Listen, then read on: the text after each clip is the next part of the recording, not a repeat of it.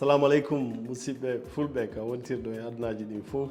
ko sénateur Diallo El Hadj Moussa député bruxellois chef de groupe les engagés à la ville de Bruxelles Allah newnanilan hannde hewtugol ɗo ka radio RFI fulfulde Sénégal Dakar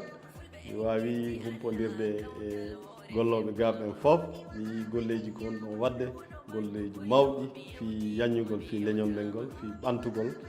ɓantugol fi meɗen e pellet wata gollande leñol si a yejjiti ɗengal ngal ko ɗum woni ɗaɗi leñol men ngol on weltana on fof ko min wonno koɗo mawɗo Moussa Bari aray min yewtidi piiji boyi ko fewndi e télé makko addimi Sénégal ɗo e télé makko fewndi ka leyɗe e haray mi welti ko fota mi welti ko teddungal mon ngol mi welti ko jaɓɓawol ngol haray koyen ɓurtu tambitade iwdi men tambita leñol meɗen ko yejjiti ka iwi andata ka yaata ko barka